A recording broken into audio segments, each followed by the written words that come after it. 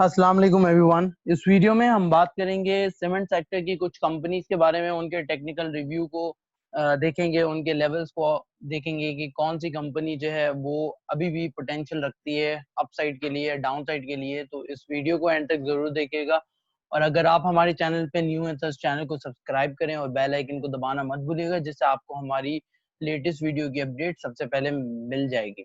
तो चलिए स्टार्ट करते हैं। सबसे पहले the biggest name of cement sector, lucky cement के बारे में, जिसने अपनी क्लोजिंग जो है वो 525.84 पे दी अकॉर्डिंग टू दिस चार्ट। और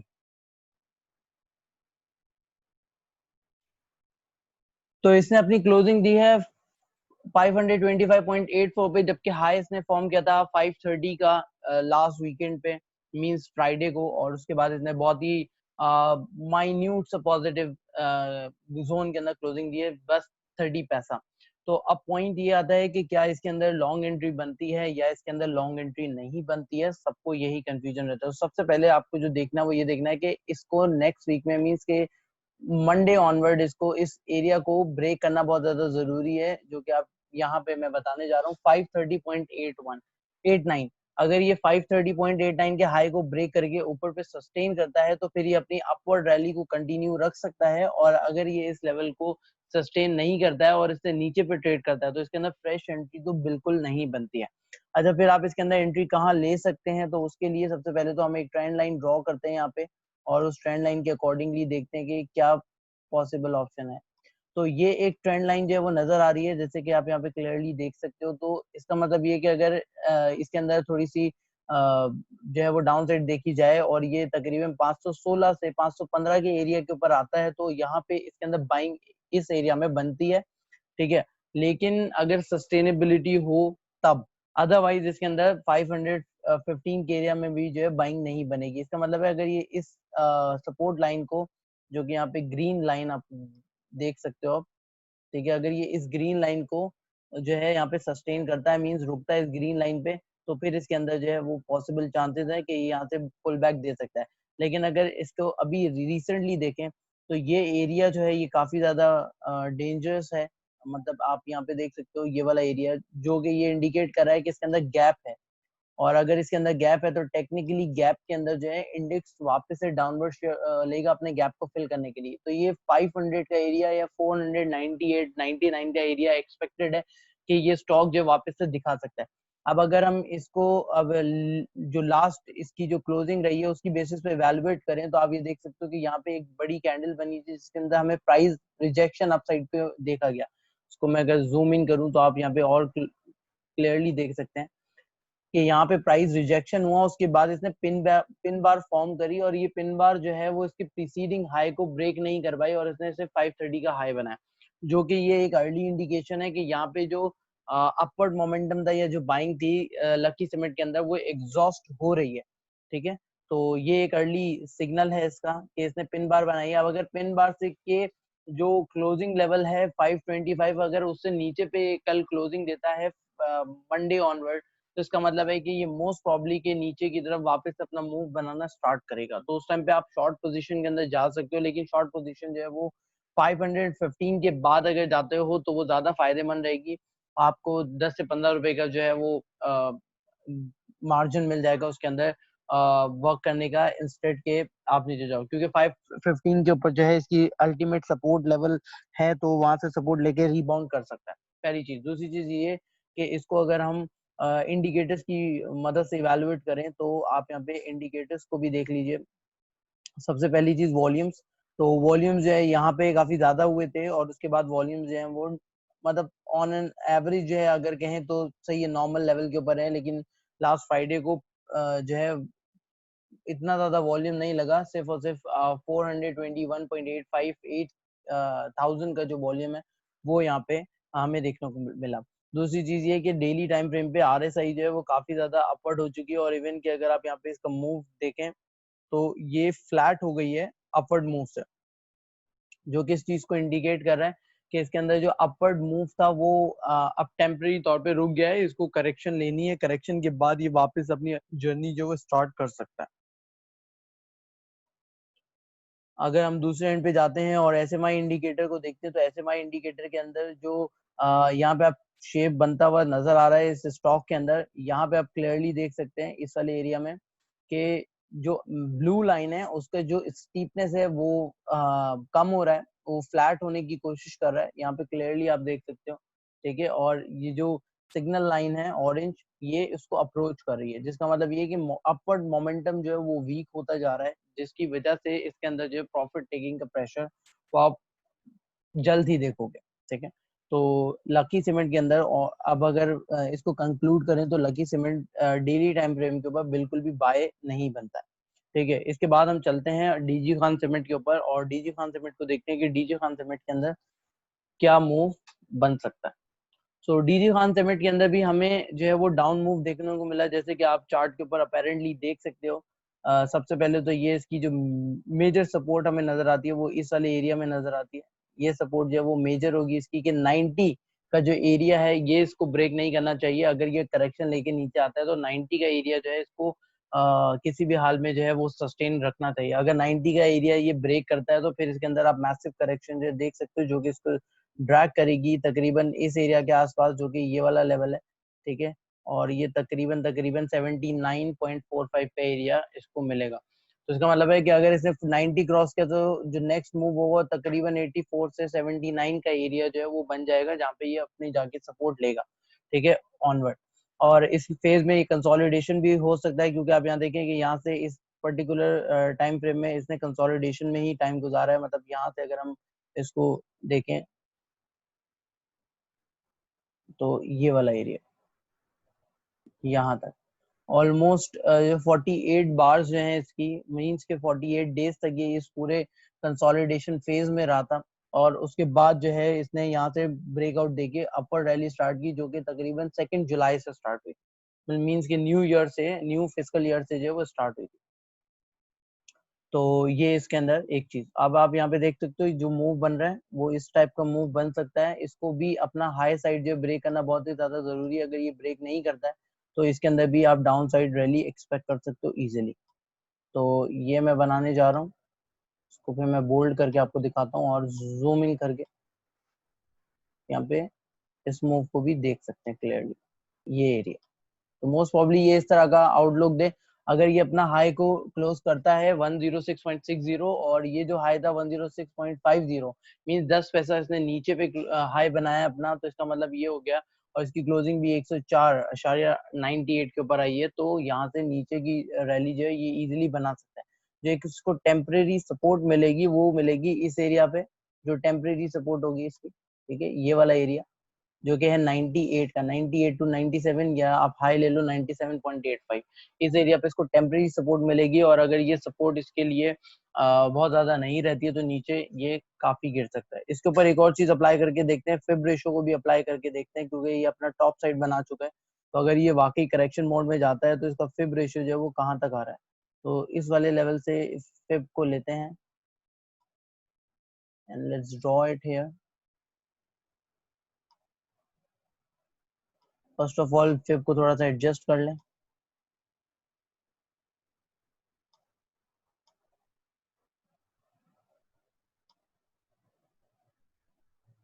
ओके जी, ये हो गया हमारे पास। और अब इसको देख लेते हैं। तो जो इसके अकॉर्डिंग टू फिब रेशियो जो इसकी वो बन रही है सपोर्ट, तो इसको जरा अगर नंबर्स को एग्जैक्टली मैच कर ले, लो है 75.75,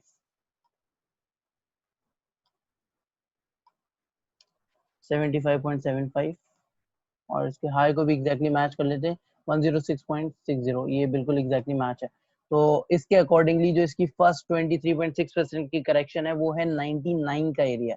ठीक है, उसके बाद 94.80, 38 और 50% करेक्शन जो वो 91 पे बनती है। इसका मतलब है ये 91 टू 90 का एरिया बहुत ही स्ट्रॉन्ग सपोर्ट एरिया है, और इसको ब्रेक नहीं करना चाहिए। अगर इसको ब्रेक करता है तो फिर इसके अंदर massive correction as I said के वो ज्यादा बनती है, तो ये 87 एंड देन उसके बाद ये नीचे की तरफ अप्रोच करेगा, जो कि 79 का लेवल बन सकता है। तो अकॉर्डिंग टू फिब रेशियो इसको तकरीबन 90 91 के एरिया के अंदर काफी ज्यादा सस्टेन करने की जरूरत है।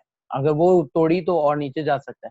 तो अभी फ्रेश बाइंग जो है इसकी उस टाइम पे बनेगी जब जो है ये 106 से ऊपर कंसोलिडेशन बनाता है, तब बनेगी, अदरवाइज नहीं बनती है। वरना हो सकता है कि 106 से ऊपर जाए डे ट्रेड के अंदर और वापस से जो है नीचे आ जाए ड्यूरिंग अ डे। तो अभी फ्रेश पोजीशन जो है वो थोड़ा रिस्की है, ज्यादा थोड़ा नहीं बल्कि ज्यादा रिस्की है इस कंपनी के अंदर। तो चलिए आगे चलते हैं और आगे चल के हम जो है वो MLCF की बात करते हैं। MLCF जो कि बहुत ही इंपॉर्टेंट होती है, क्योंकि एक तो शेयर बहुत छोटा है, तो ज्यादातर लोग इसके अंदर ट्रेड करते हैं और इसके अंदर काफी ज्यादा जो है वो बुलिश मूव जो है वो हमने देखा है अभी कुछ ही दिनों के अंदर। तो आप यहाँ से देख सकते हो, ये इसका एक ट्रेंड चल रहा था जिसको इसने ब्रेक किया और ब्रेक करने के बाद इसने अपवर्ड रैली जो अपनी स्टार्ट करी। तो ये एक लेवल इसका चल रहा था, इस ट्रेंड को इसने ब्रेक किया और ब्रेक करने के बाद अपनी ये रैली जो है वो इस एरिया से स्टार्ट की जो कि ये वाला था, ठीक है। और उसके बाद कंसिस्टेंटली हाई साइड पे मूव कर रहा है। तो एक ट्रेंड लाइन ड्रॉ करते हैं और चेक करते हैं कि कहाँ पे बन रही है। तो ये एक ट्रेंड लाइन इसकी जो है वो नजर आ रही है जहाँ पे मल्टीपल टाइम्स इसने सपोर्ट ली है। बहुत ही स्टीप जर्नी जो है इसने बनाई है। दूसरी चीज ये जो कि एक अगेन डाउटफुल प्लेस है, वो है ये गैप, कि ये गैप को फिल करने के लिए वापस नीचे आएगा। तो आप यहाँ पे गैप देख सकते हैं, गैप जो है वो है 29.49 के एरिया से तकरीबन 29.88 और 29.90 का, ठीक है। तो ये गैप को फिल करने के लिए इसको वापस आना पड़ेगा, बट फिल वक्त के लिए इसकी जो इमीडिएट सपोर्ट बनती है वो इसका ये हाई लेवल है जहाँ पे इसने ब्रेकआउट दे दिया है। तो अगर ये 31.90 से ऊपर पे सस्टेन करता है और वहीं पे कंसोलिडेट करता है देन इट्स गुड। और उसके लिए फिर ये शॉर्ट टर्म में मींस के बहुत ही अर्ली लाइक ए वीक और 2 वीक के अंदर ये वाला गैप फिल नहीं करेगा, बल्कि इसको थोड़ा टाइम लगेगा गैप को फिल करने के लिए, अगर इसने 31.90 से ऊपर पे सस्टेनेबिलिटी शो की तो। और अदरवाइज जो है ये बहुत ही क्विकली अपना ये गैप को फिल करने के लिए नीचे की तरफ आएगा, जो इसकी फर्स्ट सपोर्ट एरिया बनेगा, ठीक है, तकरीबन ये वाला 29.45 का एरिया। और अगर उसको भी ब्रेक वो नहीं करता है, सस्टेन नहीं करता है, तो देन वापस से ये 28 और इस एरिया पे 27 के एरिया पे अप्रोच करेगा। तो इसके अगर हम टेक्निकल इंडिकेटर्स देखें तो टेक्निकल इंडिकेटर्स अगेन वॉल्यूम जो है यहाँ पे एक नेगेटिविटी आ रही है कि देखिए कितना ज्यादा वॉल्यूम लगा, उसके बाद वॉल्यूम कंसिस्टेंटली डिक्लाइन हुआ। तो कैंडल्स तो बड़ी बन रही है बट वॉल्यूम की जो वो है ट्रेंड है वो नेगेटिव साइड के ऊपर ही है। तो इसका मतलब ये हो गया कि लोग जो है वो बहुत ज्यादा अग्रेसिव नहीं दिखा रहे, जबकि प्राइस का मूव ज्यादा आ रहा है। तो ये एक शॉर्ट टर्म जो है वो नेगेटिव कंसर्न जो है वो रेज कर रहा है। और अगर हम इसके RSI को देखें तो वो भी एक स्टीप से जो है फ्लैट हो रहा है, जो कि अपवर्ड मोमेंटम को लूज कर रहा है। तो आप यहाँ पे क्लियरली इसकी पोजीशन भी देख सकते हो कि किस तरह से ये मूव कर रहा है इस एरिया में, ठीक है। तो यहाँ से एक्सपेक्टेड है कि ये एक स्टीप डिक्लाइन ले जो कि इस तरह से चलता हुआ नीचे आएगा और वहां पे ये सपोर्ट लेगा। तो ये वो जो है एरिया है जो बन सकता है इसका। तो यहाँ पे नजर रखनी चाहिए इसके ऊपर और फ्रेश पोजीशन अभी नहीं लेनी चाहिए। अकॉर्डिंग टू SMI भी काफी ज्यादा हायर साइड के ऊपर आ चुका है, लेकिन आप एक चीज को अगर नोटिस करो तो जो लाइन है ये अपवर्ड शिफ्ट कर रही है, जो कि बता रही है कि मोमेंटम वो है अप ट्रेंडिंग है। जबकि ये अगर आप हिस्टोग्राम देखें तो ये डाउन जा रहे हैं, जो कि इंडिकेट कर रहे हैं कि जो अप ट्रेंड है वो उसका जो मोमेंटम है वो वीक हो रहा है। तो अगर मोमेंटम वीक होता है तो इसका मतलब ये होता है कि अप ट्रेंड कभी भी जो है वो रिवर्स हो सकता है। तो यहाँ पे आपको फ्रेश बाइंग करते हुए थोड़ा सा ख्याल रखना पड़ेगा। तो आपको या तो बड़ा बहुत ही स्ट्रिक्ट स्टॉप लॉस यूज करना है और या कुछ नहीं। या 31.90 से अबव पे ये कोई एक वीक अगर सस्टेन कर जाता है तो बहुत ही बेस्ट हो जाएगा, क्योंकि टेक्निकल इंडिकेटर्स कूल डाउन हो जाएंगे और यहाँ पे भी आपको एक एंड मिलेगा कि आप अपनी फ्रेश ट्रेड को कंटिन्यू रख सकते हो, ठीक है। तो ये लाइन का अगर ये इस लाइन को 31.8590 को तोड़ भी देती है तो ये वाला एरिया जो है ये काफी ज्यादा इंपॉर्टेंट है 31। तो 31 को ब्रेक नहीं करना चाहिए। अगर 31 को ब्रेक किया तो फिर ये अपना जो शॉर्ट टर्म ट्रेंड है, जो कि अप ट्रेंड यहाँ से आपको देखने को नजर आ रहा है, वो शॉर्ट टर्म ट्रेंड जो है ये लूज कर देगा और वापस से अपनी डाउनवर्ड जर्नी जो है वो स्टार्ट करेगा। तो इसका जो शॉर्ट टर्म ट्रेंड है वो खत्म हो जाएगा, ठीक है। तो यहाँ पे ख्याल रखना बहुत ज्यादा जरूरी है। अब बात करते हैं, हमने अभी तक 3 कंपनीज की बात कर ली है, तो अब बात करते हैं PIOC की, जो कि एक again one of the good company कह लो इन टर्म्स ऑफ रैली, वो देखने को हमें मिली। और यहाँ पे इसने वापस से डाउनवर्ड जर्नी जो अपनी स्टार्ट कर ली। अगर आप यहाँ पे क्लियरली देखें तो यहाँ से इसने अपना पीक बना के नीचे की तरफ जो है डिक्लाइन ले रहा है। तो अब इसकी सपोर्ट जो है वो बहुत ही इंपॉर्टेंट है कि सपोर्ट कहाँ बनती है। तो फर्स्ट ऑफ ऑल इसके अंदर एक पैटर्न जो बन रहा है वो उसको ड्रॉ करते हैं, ठीक है, और चेक करते हैं कि अब क्या सिनेरियो बनता है।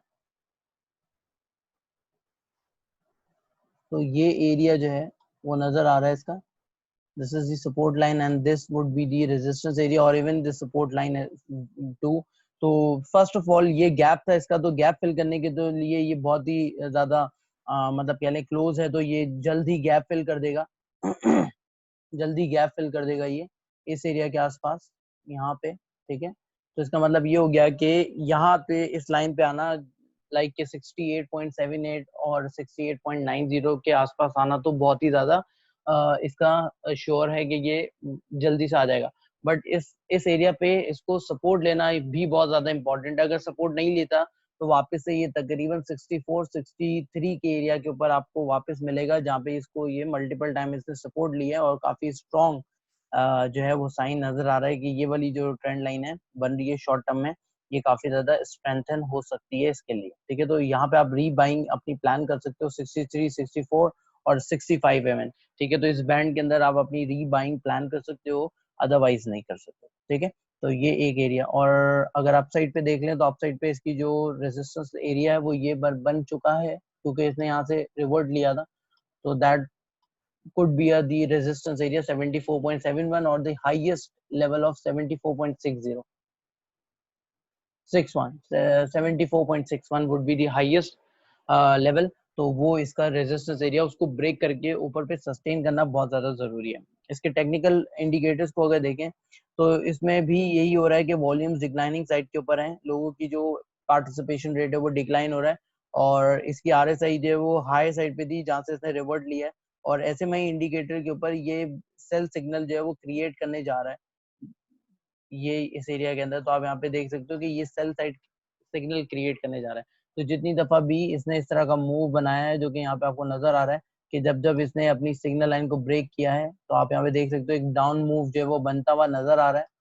तो यहाँ पे भी ये इसी टाइप का मूव जो है वो बनाने जा रहा है जो कि इंडिकेट कर रहा है कि मतलब इसके अंदर जो है यहाँ से जो है आपको डाउन साइड देखने को मिलेगी। यहाँ पे आप देख सकते हो ये बैक टेस्टिंग इसीलिए ताकि आपको आइडिया हो सके। तो यहाँ पे आप देख लीजिए तो जिस जिस लेवल पे भी इसने डाउन साइड पे क्रॉस ओवर दिया है उस लेवल पे इसने काफी ज्यादा नीचे की तरफ जो है प्राइसेस को पुश किया।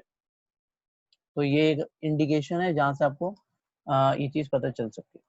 उसके बाद आते हैं हम और चार्ट की बात करते हैं। सो चार्ट जो है this would be the last company of this video. So आप यहाँ पे चार्ट के अंदर भी देख सकते हो कि चार्ट के अंदर भी काफी ज्यादा प्राइस रिजेक्शन जो है वो इस एरिया पे देखा गया, ठीक है। ये एरिया वो था जहाँ पे प्राइस रिजेक्शन देखे गए और उसके बाद जो है उसने अपनी डाउनवर्ड रैली जो है वो स्टार्ट करी, यहाँ से इसने अपनी डाउनवर्ड रैली जो है वो स्टार्ट करी, ठीक है। अभी लास्ट जो इसके अंदर मूवमेंट रहा है वो पॉजिटिव रहा है कि इसने 0.88 पैसा जो है वो पॉजिटिवली क्लोज किया है और एक जो चीज की है वो ये है कि इसने अपनी प्रीसीडिंग डे की क्लोजिंग से नीचे पे क्लोजिंग नहीं दी, जो कि एक अर्ली साइन है कि यहाँ से कुड बी पॉसिबल कि ट्रेंड रिवर्स हो सके वापस से, ठीक है। But not sure at the moment कि ये वापस से जो है वो अपवर्ड रैली स्टार्ट करेगा नहीं करेगा। इसके टेक्निकल इंडिकेटर को पहले रिव्यू कर लेते हैं। तो यहाँ पे अब ये लग नहीं रहा कि ये अपने वापस से अपवर्ड रैली स्टार्ट करेगा, एक तो ये चीज देखिए यहाँ पे, ठीक है। दूसरी चीज ये कि ये वाला जो एरिया है ये भी इंडिकेट कर रहा है कि इसके अंदर सेलिंग साइड जो है वो आ चुकी है या आपको सेलिंग प्रेशर जल्द ही देखने को मिलेगा। तो एक ये दो चीजें कंफर्म कर रही हैं कि मतलब इसके अंदर जो है वो डाउन साइड जो है वो एक्सपेक्टेड है और वो आनी चाहिए।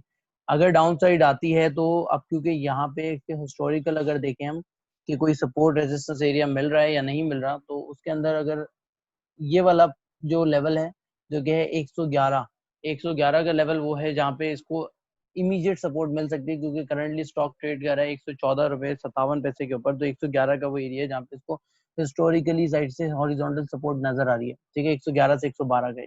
तो अगर ये 111 112 को सस्टेन नहीं करता तो फर्दर नीचे डाउनवर्ड जो है इसका एक्सपेक्टेड है और वो इसको ड्रैग करेगा तकरीबन 106 के आसपास, ठीक है।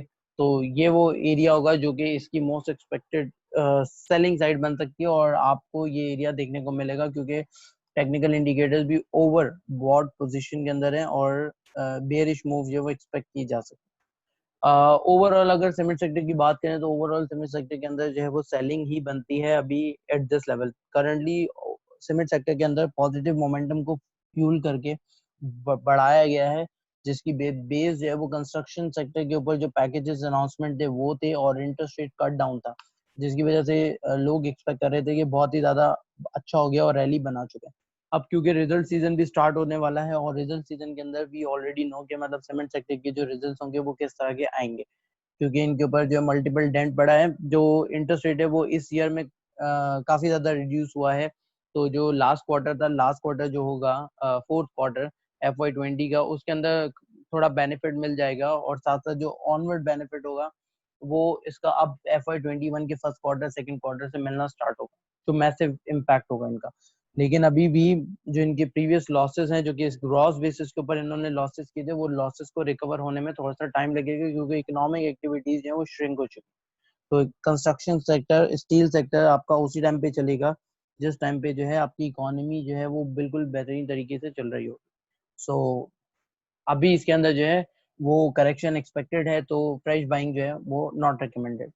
तो खैर, अगर आपको ये वीडियो पसंद आई हो तो कमेंट करके जरूर बताइएगा, और अगर चैनल को सब्सक्राइब नहीं किया तो चैनल को सब्सक्राइब करें और बेल आइकन को दबाना मत भूलिएगा।